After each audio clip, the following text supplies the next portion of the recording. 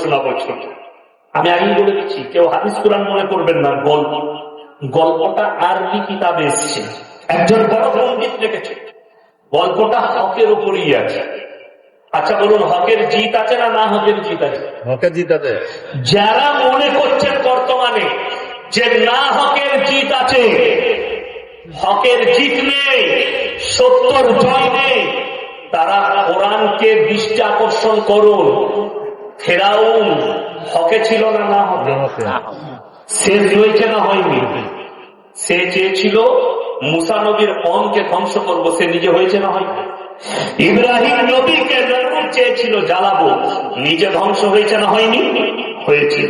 শুধু সেই নয়, শোয়েব বলে একজন নবী ছিলেন। কি বললাম? হযরতে শোয়েব একজন নবী। সূরা আপনার 9 পারার প্রথম পৃষ্ঠায় এসেছে। নবীকে আল্লাহ ইশারা করে বললেন, ক্বালাল মালাউল্লাযীনা ইসতাকবারু মিন কওমিহি লাইন ইত্তাবাতুম শুআইবান ইন্নাকুম ইযাল লাখাসিরুন। হে নবী, তোমরা কি দেখোনি আমি শোয়েবের কওমের সঙ্গে কি আচরণ করেছি? সেই জায়গাটা দেখে মনে হয়নি এখানে কোন জনবসতি ছিল। আমি খেলার মাঠের মতো করেছি, রুটির মতো পাল্টিয়েছি। কাকে? শোয়েব নবীর কওমকে।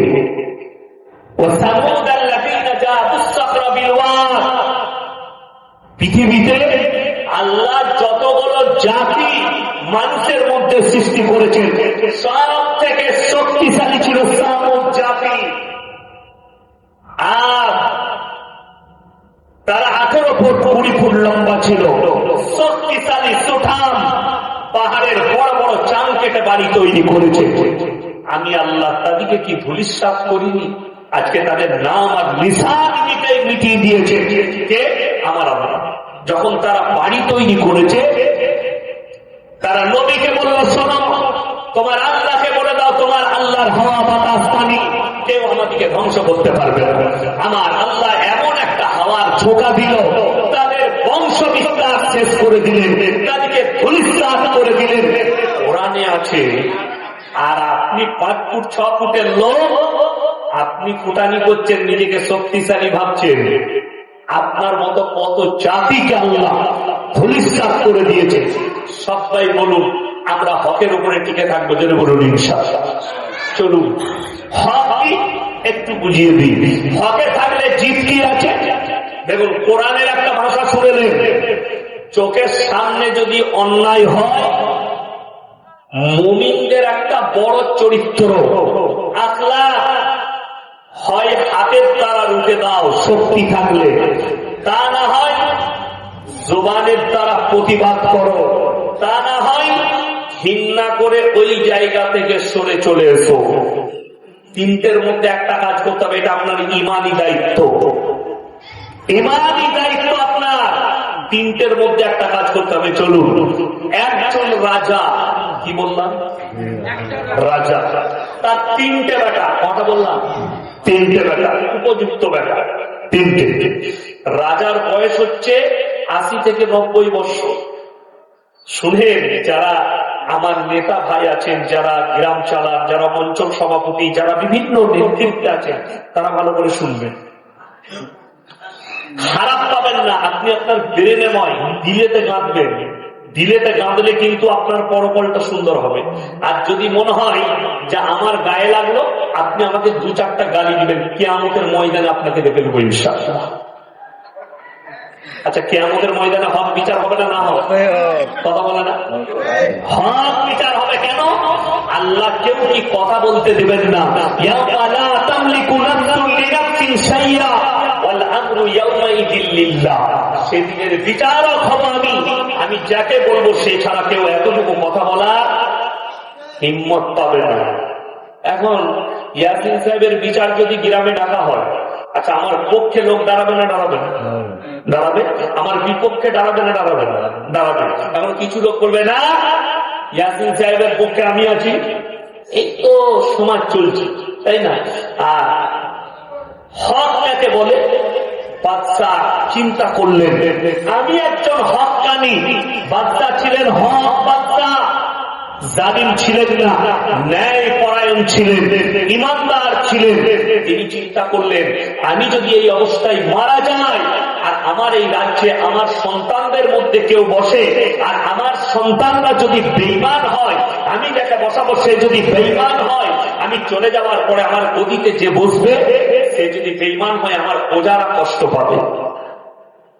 দিল্লির প্রাক্তন মুখ্যমন্ত্রী অরবিন্দ কেজরিওয়াল पार्लियामेंटे दाड़िए बोलेছিলেন हिंदुस्तान के जितने नेता और मंत्री हैं सब लोग अगर हजरत उमर के रास्ते पे अगर चले तो एक गरीब और गरीब नहीं रहेंगे, एक मजलूम और मजलूम नहीं रहेंगे, और एक रास्ते में घूमने वाला रास्ते में नहीं घूमेंगे, भूखा कभी भूखा नहीं रह सकती।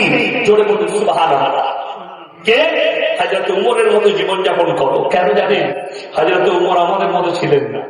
হযরত উমরের জীবনযাপন রাজত্বকাল আলাদা ছিল। নিজের সন্তানকে গাছে বাঁধেছেন, বাঁধো আমার সন্তানকে, হে আমিরুল মুমিনিন এটা আপনার সন্তান। তিনি বললেন শোনো, আমার সন্তান বলে যদি ছেড়ে দাও কালকে আরো বড় অন্যায় করবে, একে গাছে বেঁধে ইসলামী শরিয়ায় যে বিচার আছে বিচার করো, একে শাস্তি দাও। এটাই ছিল সাহাবীদের আখলাক, নবীজি সাল্লাল্লাহু আলাইহি সাল্লামের আদর্শ। বাদশা এলান করলেন, হে আমার রাজ্যের 25 থেকে 30 বছরের যুবকেরা শোনো, তোমরা সবাই আমার রাজ দরবারে হাজিরি দাও। সবাই রাজ দরবারে হাজির। বাদশা এলান করলে তার 3টে বেটাকে বললে তোমরাও লাইনে দাঁড়িয়ে যাও। এরপর 3টে বেটা তারা চিন্তা করছে, এরপরে মনে হয় বাপ আমাদের 3 ভাইয়ের মধ্যে কেউ কি বাদশা ঘোষণা করবে। 3টে বেটা, বড় বেটা মনে মনে ভাবছে আমি তো বড়, আমাকে বেশি ভালোবাসে, তাহলে আমাকেই রাজত্ব দিবে। মেজো ভাবছে আমি একটু রাগি, আমাকেই দিবে। ছোট ভাবছে আমি আদরে, আমাকে দেবে। কিন্তু বাপ বাদশা কি এলান করলেন, হে আমার রাজ্যের যুবকেরা শোনো, তোমাদিকে আমি 1 বছর যাবৎ পরীক্ষা নেব, একটা করে ফলের বীজ দেবো। 1 বছর পরে যার গাছটা সব থেকে সুন্দর হবে আমি তাকে আমার রাজত্বটা দান করব। এই কথা যখন বলে বাদশা প্রজাকে বললে বীজ নিয়ে এসো, ফেলে দাও বস্তা খুলে। সবাই একটা করে তুলে নিয়ে গেল। লাস্টে একটা বীজ পড়ে আছে এবং একজন ইমানদার যুবক, তার নাম হচ্ছে মাহমুদ, সে এসে তুলে নিয়ে গেল। 5 ওয়াক্তের নামাজি, দিনদার, হকের ওপরে, লোকের বাগানে কাজ করে, বাড়িতে 20 মায়ের সঙ্গে বাস করে। সেটা কুড়িয়ে নিয়ে গেল, তবে উঠতে লাগালো। মাকে বললে মা, বাচ্চা এলান করেছে যার গাছ সুন্দর হবে তাকেই রাজত্ব দিবে। বলে গাছ যেভাবে রোপণ করে দাও, পানি দিতে লাগলো। যেভাবে গাছ লাগায়, ফল লাগিয়েছে, সবাই গাছ লাগিয়েছে, রাজ্যের ছেলেরা সেও লাগিয়েছে। 3 মাস হয়ে গেল, সকলের টবে গাছ বেরিয়েছে, মাহমুদের টবেতে কোনো গাছ বের হয়নি। মাহমুদ আল্লাহর কাছে কাঁদলেন, আল্লাহ আমি তো হকের ওপরে আছি, আমি তো ন্যায় পরায়ণ, আমার টবেতে কেন গাছ বের হয়নি? তুমি আমার ওপরে রহম করো। 6 মাস কেটে গেল, এমনকি 9 মাস, এমনকি 12টা মাস কেটে গেল। সব বাড়ির টবে সুন্দর সুন্দর গাছ হয়েছে, কিন্তু মাহমুদের টবেতে কোনো গাছ নেই। বাদশা এলান করলে, আমার রাজ্যের যুবকেরা অমুক তারিখের মধ্যে তোমরা নিজের নিজের গাছ নিয়ে আমার রাজ দরবারে এসো, রাজত্ব দান করো।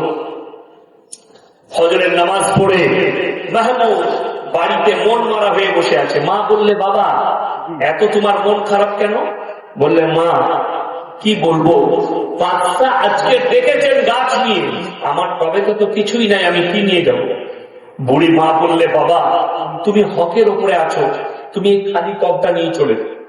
বলছে মা আমাকে পাগল বলবে লোকে। বলে বলবো, তুমি, আমি মা হুকুম দিচ্ছি নিয়ে যাও। সে মায়ের হুকুম পালন করার জন্য খালি টবটা নিয়ে চলে গেল। একবারই পেছনে গিয়ে দাঁড়িয়েছে। বাদশা এলেন, সমস্ত গাছগুলো পরিদর্শন করলেন, এরপরে বললেন হে আমার রাজ্যের যুবকদের মধ্যে একদম পেছনে দাঁড়িয়ে আছো যার টবেতে কোনো গাছ নেই, তোমার নাম কি? বললেন বাদশা আমার নাম হচ্ছে মাহমুদ, তুমি তোমার টবটা দাও আর আমার সিংহাসনের কাছে এসো। ভয়ে ভয়ে খালি টব নিয়ে বাচ্চার সিংহাসনের কাছে নামাজ